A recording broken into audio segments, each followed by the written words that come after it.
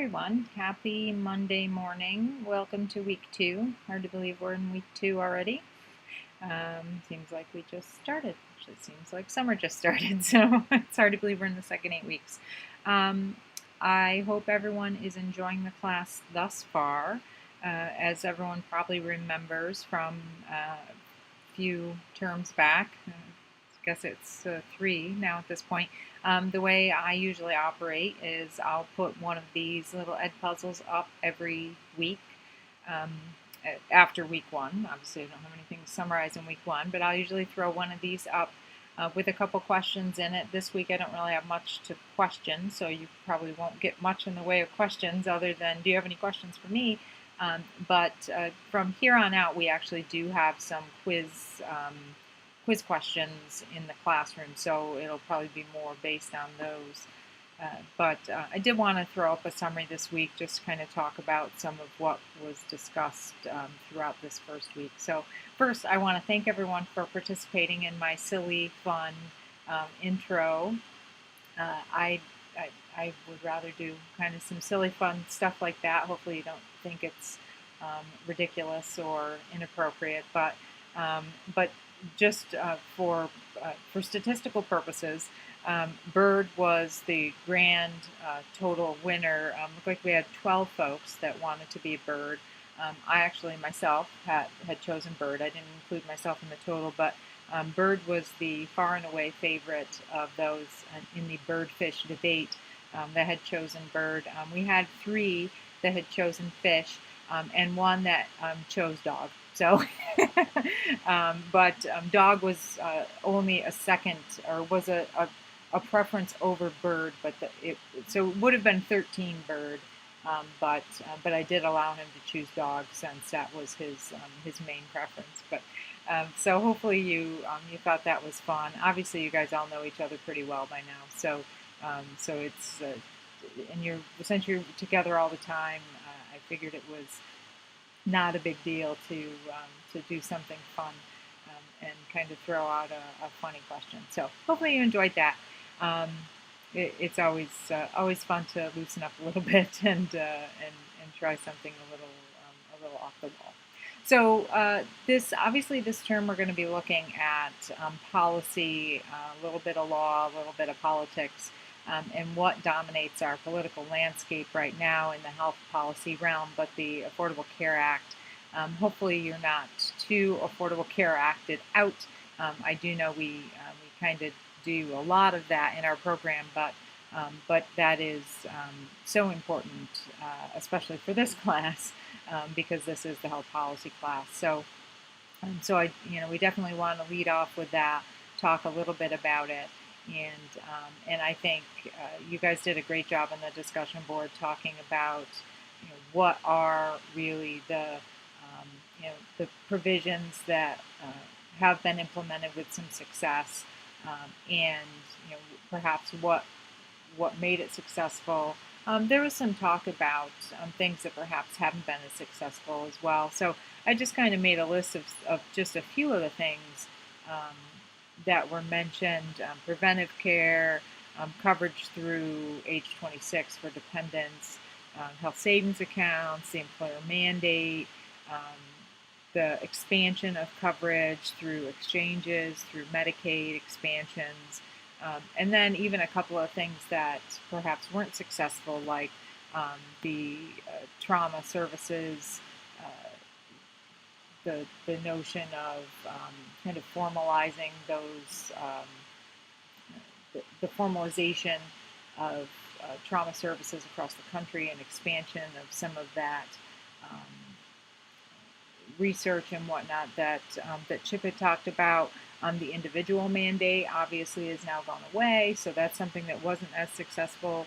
But so certainly there are things that were very successful and other things that have not been successful. But there's definitely good and bad in the ACA, and I think that's what we need to look at. And there were many more things. I ran out of space in my paper, so that's where it ended. But a lot more things. Great discussion in the boards on all of the items that that were implemented with success, and again that perhaps not so successfully implemented as well. So great job thus far in the discussion boards. Also, obviously, we had a paper this week that kind of gave you the opportunity to dig in a little bit further.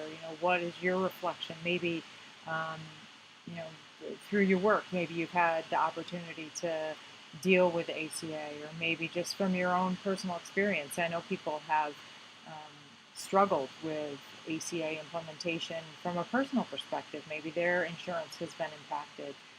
Maybe maybe they've had family members that have been impacted because of changes in insurance.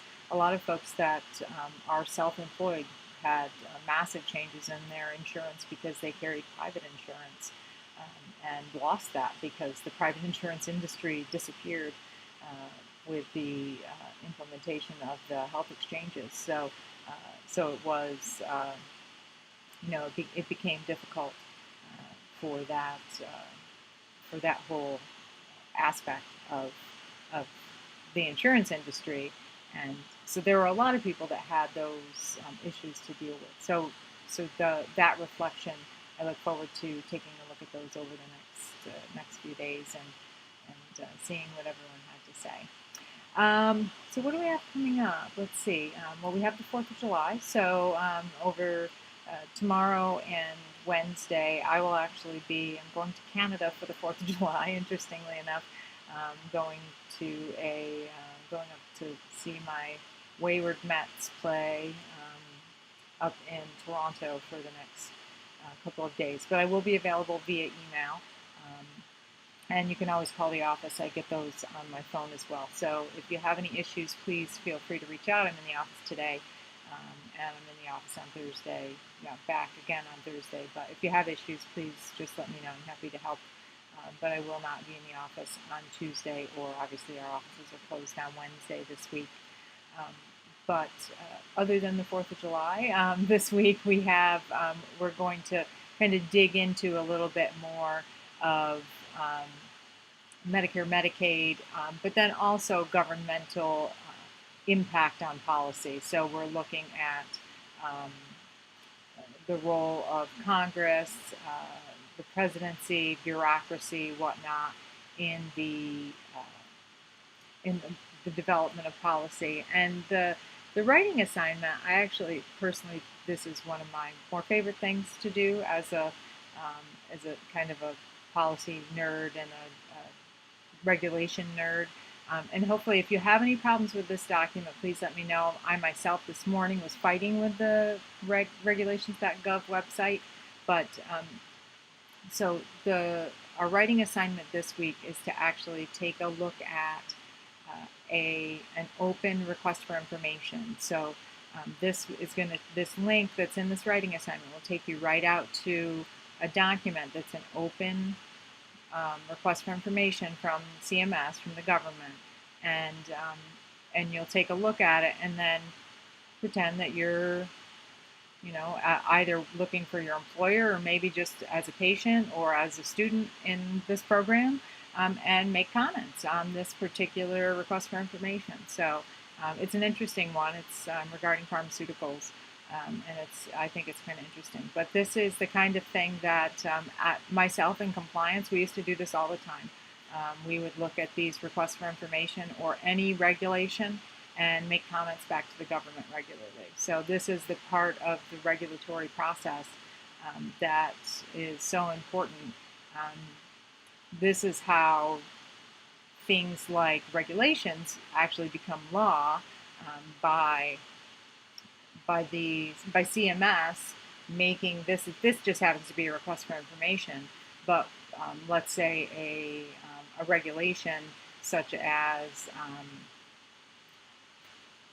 maybe I'll just use HIPAA because that's one of my favorites. They may have a new element of the HIPAA privacy regulations that they want to put out. They'll put it out in what they call a proposed rule.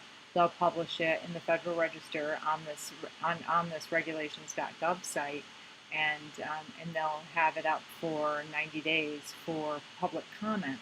And that gives us, the general public, that gives us the ability to make comment, and that is where we have the time to say, hey, we think this stinks.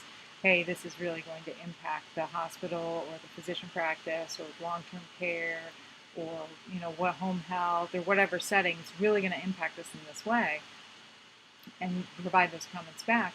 And then what happens when they publish that final rule, be it a few months later, hopefully you'll see them addressing those comments. They'll say, well, we know that the hospitals of the country said this, and here's how we addressed it in the final rule.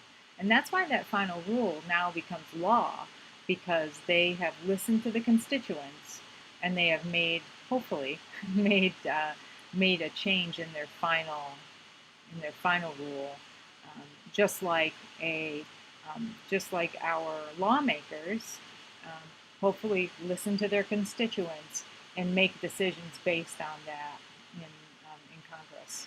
So that's how these regulatory branches are actually lawmakers as well. It's an interesting process, and actually, let's see what um,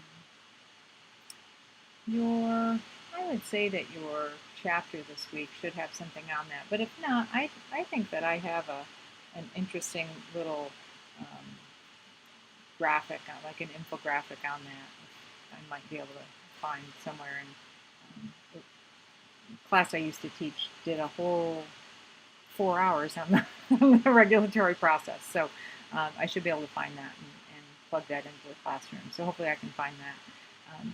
But that whole process of how a regulation actually becomes a law is important to this, and that's kind of what you guys are providing comments on.